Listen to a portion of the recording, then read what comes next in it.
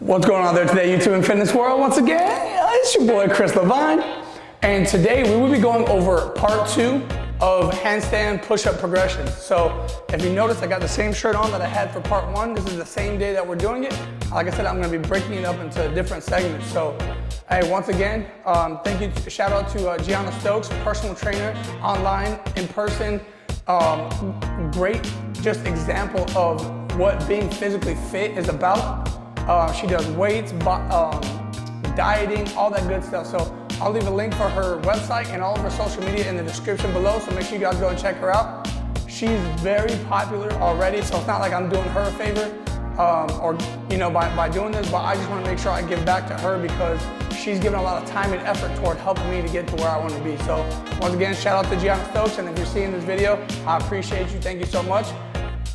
Rising Labs is a company that I believe she's sponsored by, so go out and support. And if you haven't already done so, hey, don't forget to subscribe, thumbs up, share it, all that good stuff. Leave a comment below. Let me know what you think of the video. If you have any questions about different progressions that we're going over, let your boy know. I'll do my best to go ahead and fill you guys in. So without further ado, part 2 of handstand push-up progressions.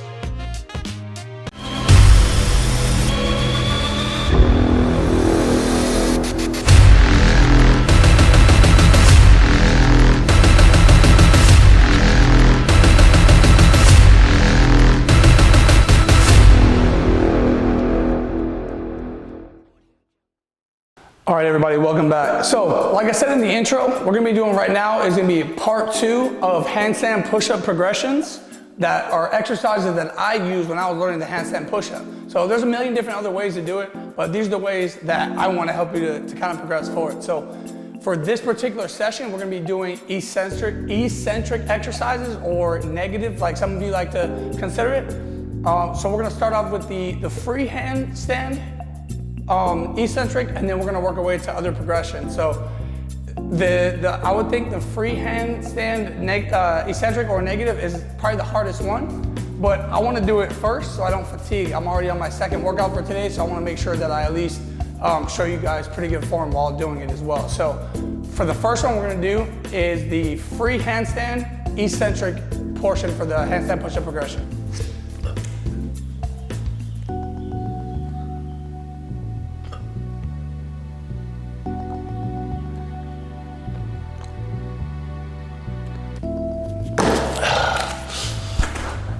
So if you notice, while I was doing the free handstand portion negative, I was very controlled.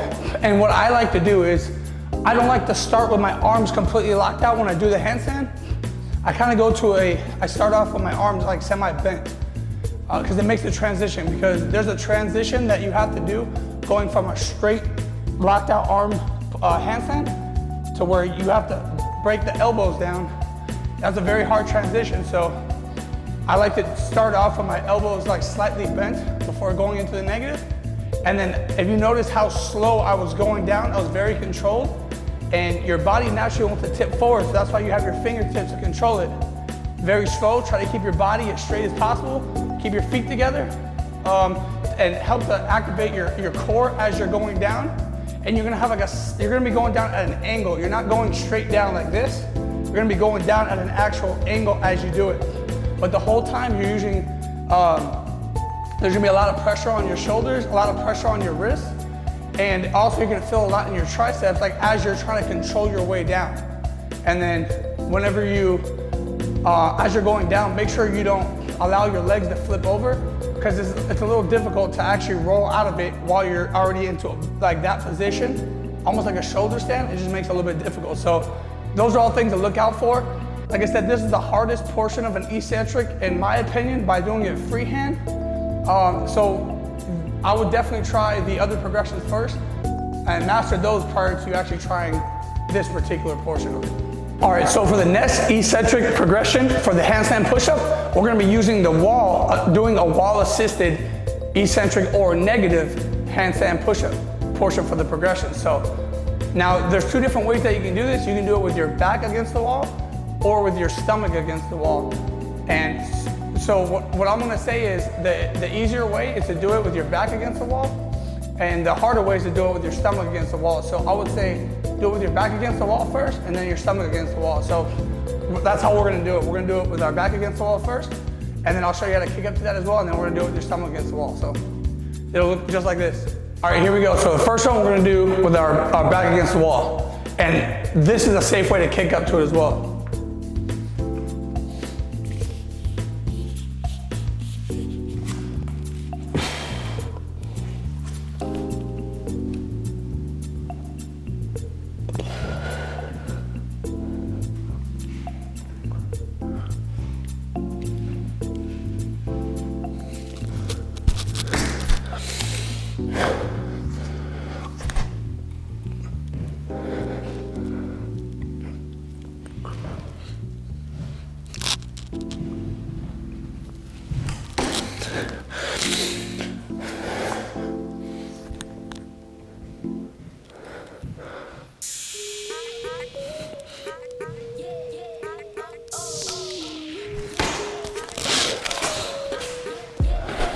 So if you notice when I did that, I had 1 foot on the wall and then I had 1 foot off, because what happens if you put both feet on, it causes an arch in your back like this. So I put 1 foot there on the wall and then the other one this way to keep my back straight and engage my core while I do it. And if you notice how I kicked up to it, it was slow and controlled. I didn't just slam my foot into the wall. So I have another video that went over kick-ups. I'll put it in the description down below, or maybe on the card above. That kind of helps you to learn how to get into the actual handstand by doing controlled kick-ups. So for this next particular part, we're gonna do stomach against the wall. And like I said, this is a little bit more difficult. And while you're doing it, you're gonna be, like I said, you're gonna be going at an angle as well. Don't try to go straight down, because your elbows have to come back.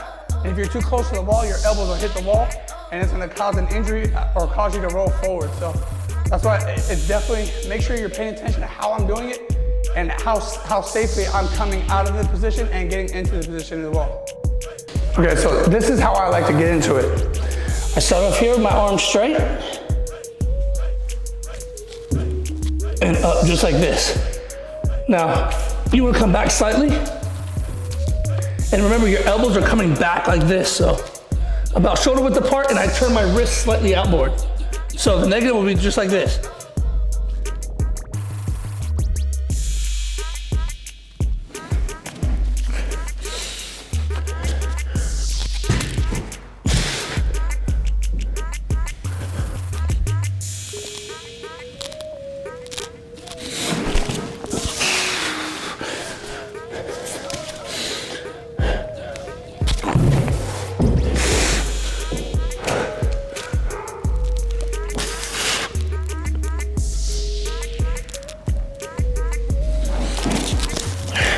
So for that particular progression, you notice how slow and controlled I was going down. And because I moved my hands closer to the wall, it made it a little bit harder for me to just hop up into it. My feet were hitting the wall prior to me actually getting my arms completely straight. So if it's easier for you to start with your hands a little farther out and then do it, and then just crawl back as you get the wall, then I would suggest doing that. Or just get into it as comfortably as possible. Some people like to do a cartwheel into it. Like that. You can do that as well. I don't like doing it that way. It's completely a lot easier for me to just do it the way I did it, so I like to do that as well. So we did the free hand standing push-up, or excuse me, we did the free hand standing negative, the stomach against the wall, back against the wall. And the other part that I want to actually show you guys is using either like a pad that kind of raises the level up, or I like to use a Bosu ball, because it allows, it's like a cushion for your head to go on, but it also gives you a little bit of bounce to push back up if you're working the concentric portion of it as well. So I'll show you with the Bosu ball. So I like to start out with the Bosu ball. Probably like, you see how my toes are on the wall? Like this, and then my knee goes here a little bit past that part. So the length of my toes to my knee, a little bit past that is where I like to put the Bosu ball, because that's where I found out that it's the best distance for me to put my head onto it as safely as possible and is as clean as possible as far as the progression goes. So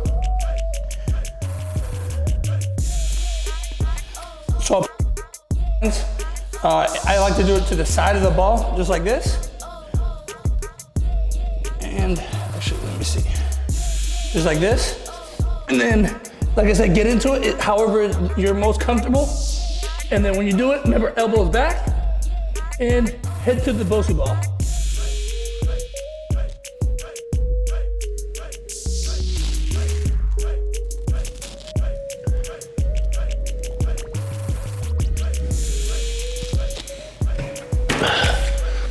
I know that for this particular progression, like this part, we're actually doing the eccentric, but I wanted to show you kind of, you can just do the negative portion on this as well, but I'm showing you why I like to use the Bosu ball whenever I'm doing my progressions, because it gives you like a little bit of spring to push back up. When you're, it's kind of like a band assist, right? So your muscles are gonna fatigue, but when you have the Bosu ball and you're able to put your head on that, come down with your head on that, it makes it a little bit easier for you to do and to continue your training. So those are the technically 4 progressions that I like to do for the eccentric portions of the handstand push-up progression that are very effective in my mind, and that help me to actually to get to a point to where I can do a freehand handstand push-up. All right, everybody, I hope that you enjoyed part 2 of handstand push-up progressions. Hopefully you did get something out of this, and if you've tried it, let me know in the comment section down below what you thought of those exercises, if you felt they were helpful, if they're too easy for you, too hard for you, just whatever your opinion is, let me know in the comment section down below, and I answer all comments, I respond back to everyone. So hey, I want to see how you guys do with it. I'm sure you guys will kill it, but you know what I'm saying? I want to see how you guys do. And like I said, if you need any other assistance or you feel like something's off or you're not strong enough to do it, let me know as well. And I can try to come out with a video or just give you some type of advice on how you can work up to that. So like I said, I'll put everything in the description below for Gianna Stokes, all her information and social media. And also, don't forget to leave a comment in the comment section, and I'll leave in the description all of my social media as well. So once again, I appreciate each and every one of you guys. Hopefully you guys did enjoy the video and get something out of it. And don't forget to subscribe if you haven't already. We'll see you on part 3. Peace.